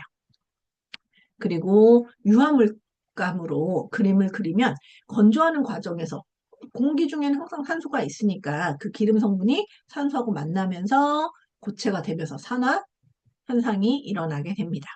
자, 그 외에도 뭐 정수 처리장에서 우리 물 먹기 위해 수돗물 만들 때 염소가 있는데 그 염소가 산소하고 결합하면서 살균 작용을 하고 다시 이게 산소가 떨어지면서 환원이 일어나면서 산소는 밖으로 나가고 염소계는 기체에 대해서 또 날아가고 이런 산화환원 반응이 지속적으로 굉장히 많이 일어나고요. 자, 우리가 음주 측정하는 경우 같은 경우는 그 장치 속에 있는 백금이 알코올하고 만나면 산화가 된대요. 여기서는 이제 산소와 만나는 게 아니라 알코올하고 만나면서 전자를 잃게 했죠. 그러면서 전기가 흐르는 반응을 이용해서 삐비비빅 소리가 나는 산화 반응이다라고 이야기하시면 되고요. 우리 빨간 약이라고 이야기하는 것도 보면 자, 빨간 약을 바르면 살균이 된다라고 이야기를 해요. 자, 세균에 있는 전자를 빼앗아서 세균을 죽게 하는 역할을 하기 때문에 이제 빨간 약을 바른다라고 이야기해 주시면 될 것 같아요. 이 망가니즈 칵테일 같은 경우는 색깔 변화를 보는 거기 때문에 아이들이 마시거나 먹거나 하는 거를 꼭 방지해서 주의사항을 이야기해 주시고요. 맨 마지막에 이용이 되는 약품이 과산화수소가 있어요. 이거 같은 경우는 이제 부글부글 아이들 이제 소독할 때 쓰는 거긴 하지만 같은 데 닿으면 탈색이 될 수 있기 때문에 아이들 옷에 묻지 않도록 꼭 주의해서 이야기해 주시면 될 것 같습니다. 실험하는 것도 그렇게 오래 걸리진 않아요. 그리고 조별로 실험하는 거기 때문에 그거에 대해서 같이 이야기해 주시면 될 것 같습니다.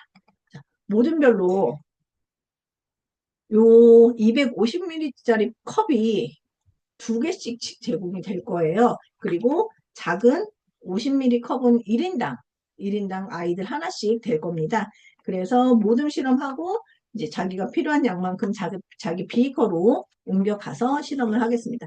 제가 좀 자세히 색깔을 좀 잘 보여주기 위해서 하나는 여기 지금 하얀 곳에다가 준비를 할게요. 자, 아까 실험을 미리 하느냐고 제가 용액을 만들어 놨거든요. 자, 기본적으로 큰 비커에 250ml씩 물을 준비를 합니다. 그리고 하나는 과망가니즈산 칼륨 약병으로 들어있거든요. 그걸 한 5ml가 들어있는데 그거 다 넣었어요. 넣었더니 이렇게 보라색이 됐고요. 그리고 또 하나는 포도당을 약봉지로 하나씩 들어있거든요.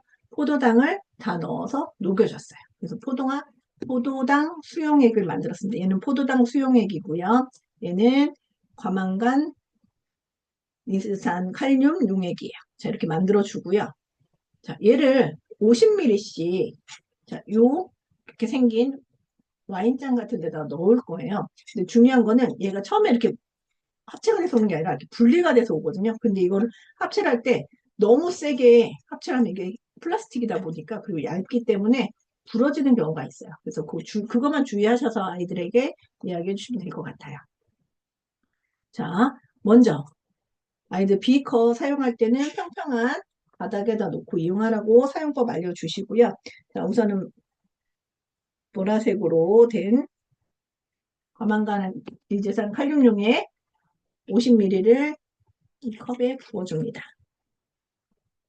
자, 지금 색깔이 위에서 바라보는 상태라서 제대로 안 보여지실 수 있을 것 같거든요. 그리고 똑같은 컵에다가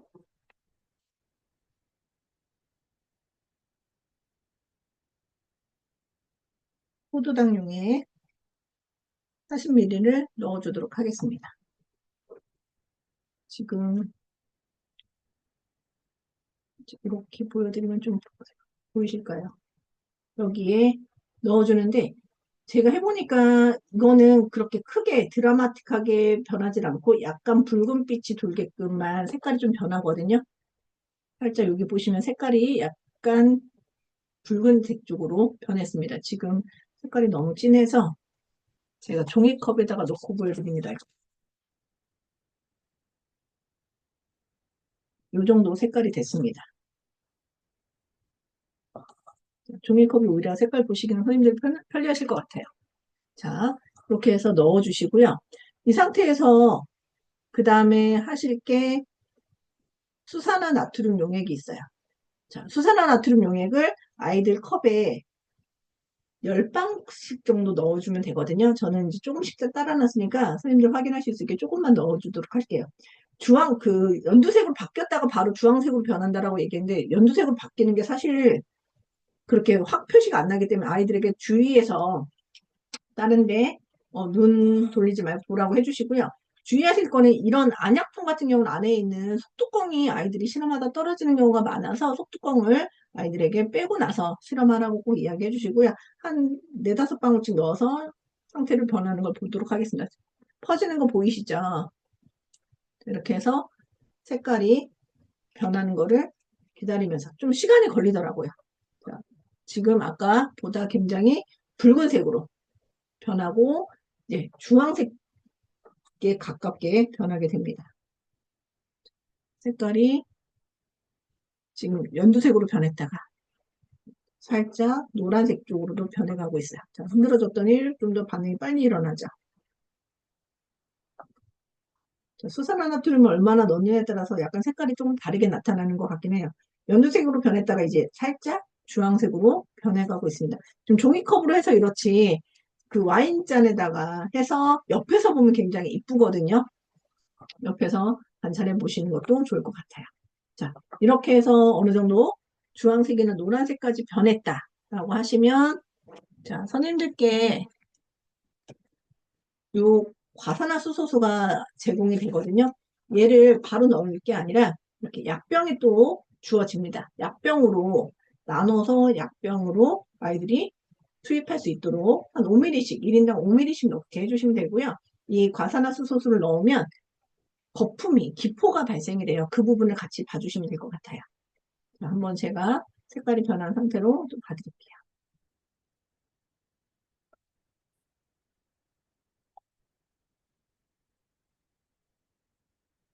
기포가 잘 보이진 않지만 탄산이 뽀글뽀글하면서 올라오고 이 탄산 터지는 소리도 들리거든요. 그래서 아이들에게 지금 탄산이 좀 보이시나요? 탄산이 이렇게 작용이 되면서 기포가 나오는 거. 여기서는 지금 산소가 빠져나오는 환원 반응이에요. 그 부분을 같이 이게 빠져나오는 게 산소다라고 아이들하고 같이 이야기해 주시면 될 것 같아요. 컵에서는 탄산이 뽀글뽀글 올라오는 게 더 잘 보이기 때문에 훨씬 더 관찰하시기가 용이하실 겁니다. 자, 이렇게 해서 색깔 변하는 것까지가 보면 실험은 끝이에요. 근데 아까 말씀드렸다시피 이게 아이들 옷에 묻거나 하지 않도록 주의해 주시고 한 사람 한 사람씩 변화량을 보는 게 오히려 더 좋을 것 같으니까 동시에 하지 말고 순서대로 한 번씩 해봐라 라고 이야기를 해주시는 게 좋을 것 같습니다. 이어서 계속 보도록 할게요.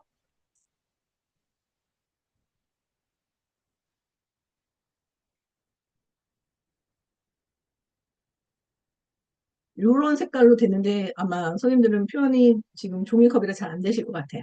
자, 그 색깔이 변하는 과정을 잘 보시면 우선은 포도당은 산화가 되는 거고요.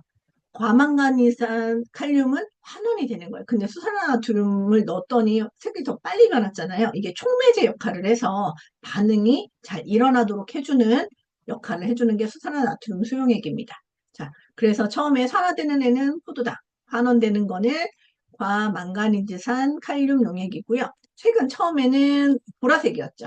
자, 이따가 초록색으로 변했다가 나중에 다시 주황색이나 노란색으로 변했습니다. 자, 여기까지가 산화환원이었고 거기에다가 이제 추가적으로 탄산수를 만들었어요. 거기에 과산화수소수를 넣기 때문에 그렇거든요.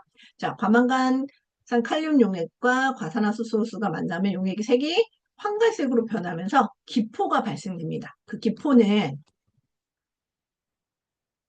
아까 얘기한 것처럼 산소가 나오는 거예요. 산소가 나오고 만져보면 컵을 만져주면 따뜻하다라고는 나와 있는데 제가 사실상 만져봤을 때 잘 느끼지는 못할 정도로 온도 변화는 거의 없더라고요. 그래서 과망간 칼륨은 산소를 내뱉으면서 환원이 되고 과산화수소수는 산화가 되는 현상으로 산화 환원 반응을 두 번 확인을 한 거죠. 자, 그리고 망가니즘이라는 거, 망가니즈 같은 경우는 우리가 망간이라고 부르기도 하고요. 좀 흔하지 않게 실험으로 쓰는 거기 때문에 이런 게 있고 우리가 건전지에 많이 쓰이는 제품 중에 하나다라는 거 같이 이야기해 주시면 될 것 같습니다. 정리하기 보시면 자, 물질이 원래 가지고 있던 성질과 완전히 다른 새로운 물질로 변하는 현상을 화학 변화라고 하고 산소를 얻으면 산화 반응, 산소를 잃으면 환원 반응이라고 하고요. 자, 여기에서 산화 환원 반응과 관계없는 거는 3번이겠죠. 자, 녹슨다거나 아니면 공책의 색이 바래지거나 은수저가 검게 변한 건 전부 다 화학 반응에 비해서 눈이 없어진 거는 이제 고체에서 기체로 바로 변하는 승화에 대한 설명입니다. 자, 여기까지 해서 우리가 망가니즈는 끝내도록 하고요. 마지막 우주 매직 큐브에 대해서 같이 진행을 해보도록 하겠습니다.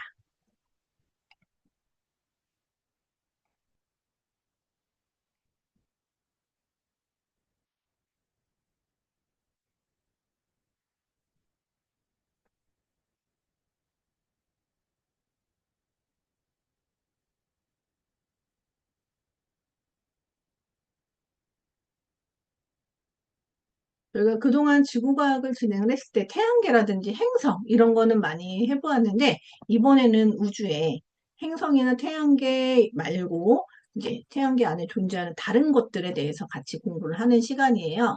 그래서 우주를 이루고 있는 천체, 행성이나 이런 거 말고 또 어떤 것들이 있는지 좀 알아보고요. 우리가 이제 퍼즐을 만들어 볼 텐데 퍼즐은 만들기는 어렵지 않은데 순서를 좀 잘 지켜주셔야 돼요. 그 부분에 같이 이야기해 보도록 하겠습니다. 자, 우리가 별똥별이라고 이야기하는 거 있죠. 자, 이런 거로 관측하기가 쉬운 계절이 언제냐? 아니면 별똥별뿐만 아니라 어떤 천체를 관측할 때 겨울이 훨씬 더 대기가 깨끗하고 하기 때문에 관측하기가 좋다라고 이야기를 합니다. 그리고 뭐 꼬리 달린 UFO 지나가는 거 아니에요? 라고 이야기하지만 꼬리가 달린 뭔가의 천체도 있다라는 거 같이 이야기해 주시면 될 것 같고요. 자, 제일 먼저 나오는 게 혜성이에요. 자, 주기적으로 지구 주변을 돌거나 태양을 공전하는 것들이 있어요. 자, 돌아오는 것도 있고 돌아오지 않는 것도 있습니다. 그리고 꼬리가 길어졌다, 짧아졌다, 안 보이고다 하는 것들도 있어요. 자, 그리고 지구하고 언젠가 충돌할 수도 있다라는 연구 결과가 나오는 것들도 있습니다. 자, 꼬리가 있는 형태로 되어 있는 이것을 우리가 뭐라고 부르냐면 혜성이라고 부르고요. 굉장히 여러 개가 있습니다. 우리 흔히 이제 선생님들은 아마 아실 거예요. 헨리 혜성이라고 많이 들어보셨을 거예요. 근데 지금 이게 나온 혜성은 이제 영상을 한번 꼭 보세요. 생각보다 지구에서 관측된 혜성인데 이렇게 멋있을 수가 있을까라고 하는 보니까 한 10월 달 정도에 관측된 혜성이더라고요. 자, 이것도 굉장히 멋있으니까 한번 봐주시고요. 우리가 이제 혜성, 지금 혜성 얘기한 거, 그리고 유성, 토행성, 운성 이런 것들은 어떤 차이가 있는지 좀 알아보도록 할 거예요. 자, 혜성이라고 이야기하는 거는 먼저 태양을 주변을 도는 것도 있어요. 그래서 태양계의 천체로 구분이 되고요. 얼음하고 보통 먼지로 이루어져 있습니다. 그리고 태양과 가까워지면서 가스와 먼지가 방출해서 꼬리를 만들면서 불빛이 일어나는 것처럼 보이기도 해요. 그래서 이제 가스별 아니면 꼬리별이라고도 불러지기도 하고요. 아까 얘기한 것처럼 태양계를 공전하는 혜성도 있고요. 그냥 한번 지나가면 돌아오지 않는 혜성이 있습니다. 지금 보시면 화면이 이제 동영상이 보이실지 모르겠지만 저 분홍색이 헨리 혜성이에요. 헨리 혜성이 이제 62년 정도에 우리나라 그 지구하고 가까워진다라고 이야기하거든요. 그 궤도를 지금 보여주는 화면입니다. 자, 헨리의 성은 76년을 기준으로 해서 돌아오기 때문에 우리나라, 아니, 지구와 61년도에 제일 많이 가까워진다라고 이야기를 하더라고요. 자, 그 다음에는 유성. 자, 혜성이나 유성체에서 떨어진 온 부스러기가 지구 대기에 들어오면서 불타서 이걸 우리가 유성이라고 이야기하고 다른 말로 뭐 별똥별이라고 이야기를 하죠. 이거는 이제 많이 떨어지긴 하지만 보통 대기에서 거의 다 타서 없어지는 경우가 많습니다. 자, 그리고 소행성이라고 하는 거는 얘는 암석이에요. 암석이나 금속으로 이루어진 태양계의 작은 천체고요. 태양 주변을 도는 불규칙한 모양의 암석, 돌덩이라고 생각하시면 돼요. 자, 그리고 천체 조각이 또 나옵니다. 자, 소행성 같은 경우는 우리가 굉장히 작기 때문에 발견하기가 어렵다라고 이야기를 해요. 충돌하는 거를 미리 예측하기가 어려울 뿐더러 자, 충돌하는 거를 찾아내는 것도 어려운데 보통 지금까지 9개 정도를 미리 충돌하기 전에 찾아냈다라고 이야기를 하는 뉴스입니다. 그리고 운석. 자, 천체 조각이 지구 대기권으로 끌려 들어와서 떨어지고 원래는 타서 다 없어져야 되는데 타지 못하고 남아서 지표에 떨어진 암석을 우리가 운석이라고 이야기를 하죠. 자, 그럼 우주 같은 경우는 대부분 비어 있기는 해요. 진공 상태라고 이야기하지만 완벽한 진공은 아닙니다. 그래서 어떤 것들이 있느냐 봤더니 뭐 가스도 있고요. 먼지도 있고요. 고에너지 입자들도 존재하고요. 뭐 우주 먼지 뭐 이런 것들도 있습니다. 자, 그 중에서 가장 많이 차지하는 건 수소예요. 우리가 이제 빅뱅이 일어날 때 수소 에너지가 제일 많이 나오고 거의 전 우주에는 수소와 헬륨이 많이 차지하고 있다라는 거 아마 알고 계실 거예요.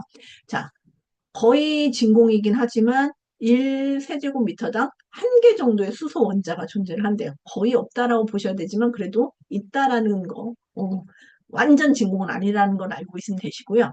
이제 조금 친구들이 보기엔 좀 어려운 내용 중에 하나인 이제 가스와 먼지 구름으로 이루어진 성운.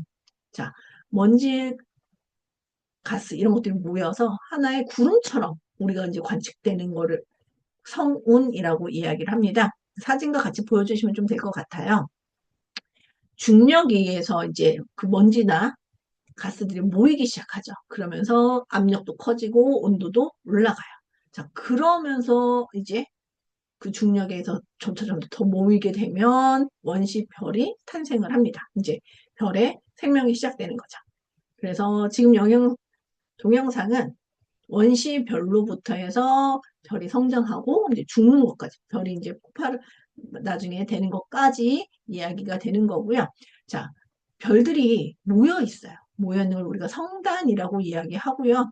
수천 개가 한꺼번에 모여 있어서 우리가 보기엔 이제 푸른색으로 보이는 거를 산계 성단이라고 이야기를 하고 이제 젊은 별들이 있으면 늙은 별들도 있을 거 아니에요. 늙은 별들이 수만 개에서 수백만 개가 한꺼번에 모여 있어요. 이런 경우에는 보통 늙은 별들은 붉은색을 띈다라고 하더라고요. 그거를 우리가 구상성단이라고 이야기를 합니다. 자, 그리고 나서 이제 맨 마지막에 별이 폭파되는 경우가 있어요. 이제 마지막 단계에서 폭발이 되는데 폭발이 되면서 엄청난 양의 중력에 의해서 모든 것들을 다 빨아들이는 경우가 있어요. 그걸 우리가 블랙홀이라고 이야기하고요. 뭐 워낙 그 강력하기 때문에 빛조차도 빨려 들어가는 그런 곳이라고 이야기하고 이 블랙홀에 빛이 빨려 들어가는 영상을 포착된 영상이 있으니까 그것도 링크도 한번 참고해 주시면 좋을 것 같아요. 자, 그리고 나서 이제 성운, 성단, 블랙홀 이런 것들이 다 모여서 우리가 거대한 덩어리를 형성하는데 그거를 은하라고 이야기하고요. 자, 근데 이 은하도 엄청나게 많은 별들이 모여 있는데 이런 은하가 2조 개 정도의 우주에 존재한다라고 이야기를 해요. 우리가 태양계가 속한 은하는 우리가 우리 은하라고 이야기를 하죠. 그리고 우리는 은하에서 제일 가까운 은하를 안드로메다 은하라고 이야기를 하기도 합니다. 자, 우리 은하는 이렇게 가운데 블랙홀로 추정되는 굉장히 중력이 큰 것이 있을 거다라고 이야기를 하고 블랙홀을 중심으로 해서 아마 지구처럼 태양계나 이런 것들도 자전을 하고 공전을 할 거다라고 이야기를 하고 있습니다. 자, 우리가 속한 은하는 막대 나선 은하로 저 지금 보여지는 그림은 이제 위에서 내려봤을 때 이런 모양. 나선형, 나팔, 나선이 있을 거다라고 이야기를 하고요. 나선팔 구조를 가지고 있고 약 2억 2천억 개에서 4천억 개의 별이 있을 거다. 그리고 옆으로 본 모양은 이렇게 약간 계란 후라이처럼 가운데가 좀 볼록하고 옆에가 평평한 상태가 될 거다. 그리고 우리가 속하는 태양계는 중심부에서 좀 벗어난 옆쪽에 가 있을 거다라고 이야기를 합니다. 자, 그리고 위에서 본 모습은 이렇게 되어 있고 태양계는 주변 중앙이 아닌 주변에 있고 가운데는 아까 얘기한 것처럼 블랙홀이 중심을 자리 잡고 있을 거다라는 걸 이야기해 주시면 될 것 같고 우리 은하는 총 지름이 한 10만 광년 정도 된다라고 이야기해요. 사실 이 10만 광년이라는 개념 자체를 가늠해 보기는 어렵겠지만 빛의 속도로 10만 년 동안 가야 되니까 굉장히 먼 거리가 되겠죠. 자, 그리고 은하수 우리가 하늘을 봤을 때 보여지는 은하수다라고 이야기하는 거는 우리 은하를 이렇게 바라봤을 때 중심 부분을 보는 거예요. 그러면 먹구름처럼 보이는 부분도 있고 성간 물질이 보이기도 하고 이렇게 보여지는 우리가 별들이 흘러가는 것처럼 은하수가 보이기도 합니다. 자, 그럼 우리가 우주에 대해서 계속 연구를 하고 있는데 어떤 방법으로 탐사를 하는지를 볼 거예요. 우선 기본적으로 예전부터 했던 방법 중에 하나가 망원경으로 하는 거죠. 자, 가장 안전하고 쉬운 방법이고요. 광학 망원경뿐만 아니라 적외선, 자외선, 전파 망원경을 이용해서 굉장히 계속적으로 관측을 하고 있습니다. 자, 그 다음에는 이제 우리 지구에 떨어지는 운석을 연구를 하는 거죠.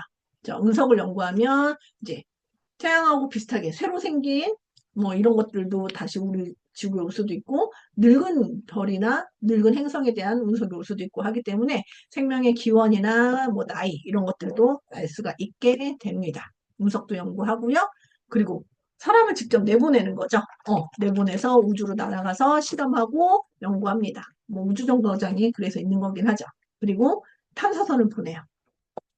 뭐 보이저 이런 것들 보내서 계속 전파상으로 지구에 보내고 걔는 멀리 떠나가고 이렇게 되는 경우도 있어서 사진과 데이터를 지구로 전송하고 표본을 보내기도 하는 경우도 있어요.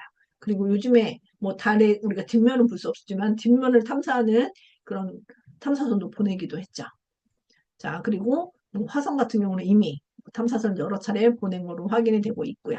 자, 매직 큐브 만들기는 스티커를 붙이는 작업이기 때문에 크게 어렵지는 않은데 스티커를 한번 잘못 붙이면 열리지도 닫히지도 않게 됩니다. 그렇기 때문에 만드는 방법 교재 PPT에 나와 있긴 하지만 제가 하나씩 하나씩 보면서 다시 이야기를 좀 해드려 볼게요.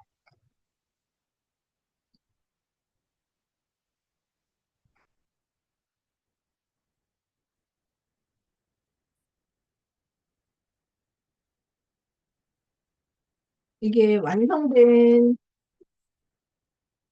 큐브고요. 자, 이게 만드는 과정을 좀 하나씩 다 보여드릴게요. 스티커가 굉장히 많고 붙일 곳이 좀 많아요.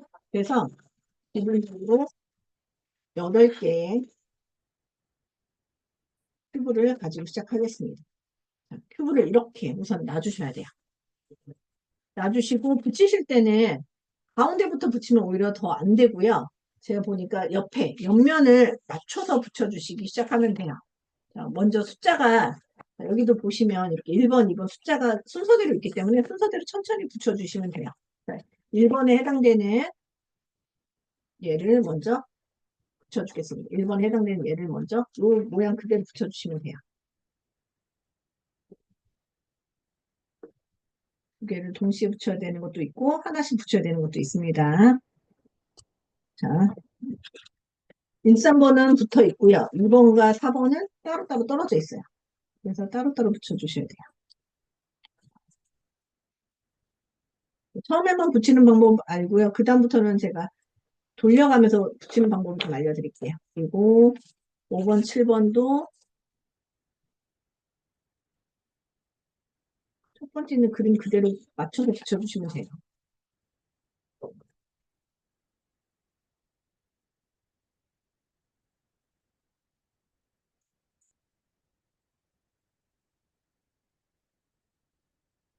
자, 첫 번째는 아무거나 붙여도 상관없기 때문에 이렇게 붙여주시면 되고요. 자, 그 다음부터 좀 봐주셔야 되는 게 돌리는 방법이 다릅니다. 자, 여기까지 붙여주신 다음에는 얘를 그대로 동시에 뒤집어 주셔야 돼요. 이렇게 되어 있으면 요거를 그대로 뒤집어서 요 상태로 만들어 주셔야 됩니다. 자, 요 상태로 만들어 주시면 요 그림을 붙이셔야 되거든요. 자, 요 그림을 어디서 찾냐? 자, 2번 그림을 그대로 붙여주시면 돼요. 이게 순서가 맞지 않으면 열리지도 닫히지도 않기 때문에 좀 주의해 주셔야 됩니다. 자, 그려져 있는 그대로를 붙여주시면 돼요.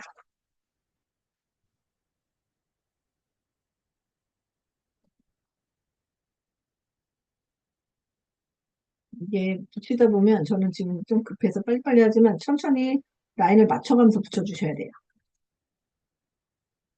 자, 이렇게 해서 여기까지 완성이 됐으면 다음 순서를 좀 보시겠습니다. 자, 그 다음엔 어떻게 하실 거냐?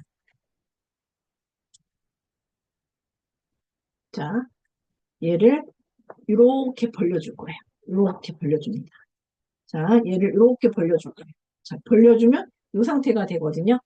이제는 이 숫자에 3번이라고 적혀 있는 애가 있습니다. 얘를 그대로 다시 또 붙여줄 거예요. 이 순서대로 하셔야 모양이 나옵니다.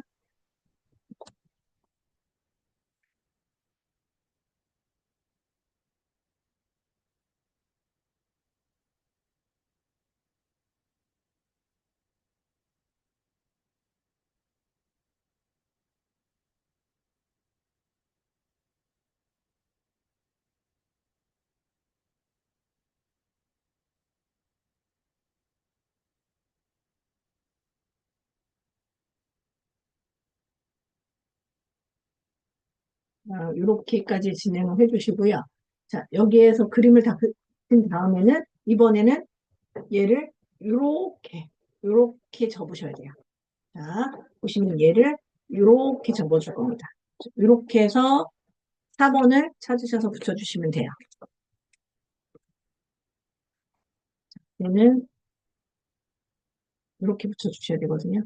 위로 붙여주고 밑으로 붙여줍니다. 이 순서대로 붙여주시고요. 자, 그리고 나서는 이렇게 돌리실 거예요. 자, 이렇게 돌려 다음에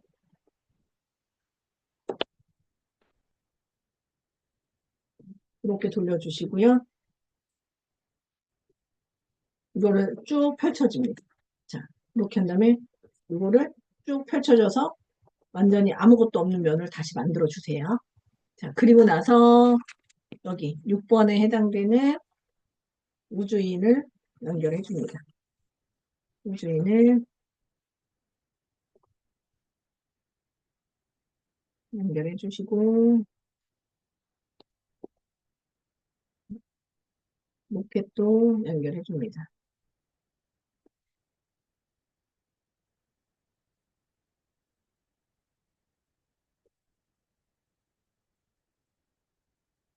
그리고 나서 얘를 이렇게 벌려줄 거예요. 이렇게.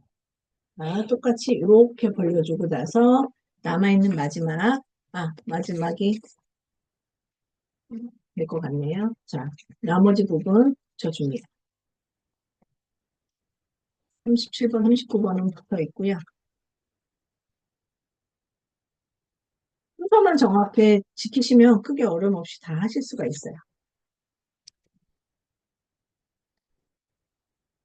그리고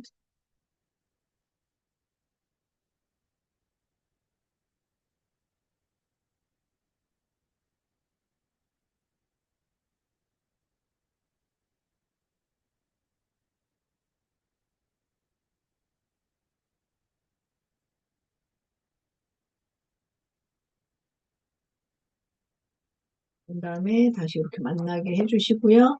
그리고 나서 다시 뒤집어 볼 거예요. 자, 이렇게 만나게 하신 다음에 이렇게 뒤집으면 여기 하나만 남았죠. 자, 여기를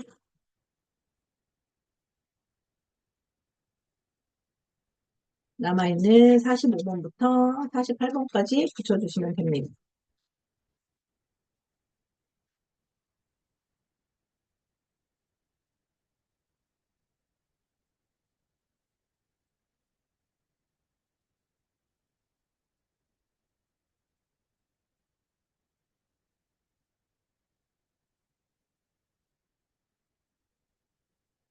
이렇게 하시면 완성이에요. 자, 이렇게 하면 완성이고 계속 열리는 부분, 닫히는 부분 찾아서 모양을 만들어 가시는 거예요. 자, 이렇게 하시면 됩니다. 생각보다 여러 모양으로 모양이 나타나요. 열리는 부분이 있고 안 열리는 부분이 있기 때문에 선생님께서 이렇게 하셔서 큐브 형태로 만들어 주셔도 되고 여러 가지 모양으로 만들어 주셔도 돼요. 이게 거의 완성된 부분이에요. 그러면 모든 면이 다 갖춰집니다. 자, 이런 식으로 해서 매직 큐브는 만들어 주시면 돼요. 생각보다 어떻게 보면 쉬운 건데 어떻게 보면 한번 헷갈리기 시작하면 굉장히 오래 걸릴 수 있는 부분이기 때문에 하나하나 천천히 완성해 가시는 게 좋을 것 같습니다. 자, 이렇게 해서 매직 큐브 만들기까지 완성을 했고요. 나머지 부분 정리하기 하고 오늘 연수 마무리하도록 하겠습니다.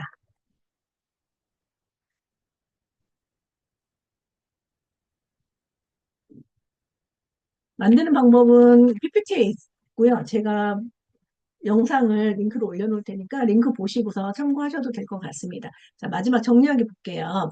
자, 먼지와 얼음으로 이루어진 천체로 태양에 가까워지면 가스와 먼지가 된 긴 골이 생기는 거는 해성이고요. 가장 대표적인 헨리해성 알고 있으실 것 같아요. 자, 그리고 암석과 금속으로 이루어진 불규칙한 모양의 작은 천체. 태양계 안에 물이 지어 있는 건 소행성이고요. 자, 별이 태어나는 장소 어디라고 했죠? 네, 성운이고요. 자, 강한 빛조차 빠져나가지 못하는 공간 블랙홀입니다. 그리고 우리가 태양계가 속한 은하는 막대 나선 모양을 가진 은하다라는 거까지 같이 이야기해 주시면 될 것 같습니다. 자, 오늘 연수는 이렇게 마무리를 하도록 하고요. 선생님들 얼마 참여 안 하셨는데 혹시 궁금한 거 있으시면 질문해 주시면 제가 아는 선에서 대답해 드리겠습니다. 혹시 질문한 거 궁금한 거 있으신가요? 아, 너무 인원이 없으셔가지고 아마 예상보다 일찍 하셔가지고 잊어버리고 계신 선생님들 많으실 것 같습니다. 제가 링크해서 올려놓을 테니까 참고하셔서 좋은 수업 하시길 바라겠습니다. 늦은 시간까지 선생님들 너무 수고하셨고요. 다음에 다시 또 뵙겠습니다. 감사합니다.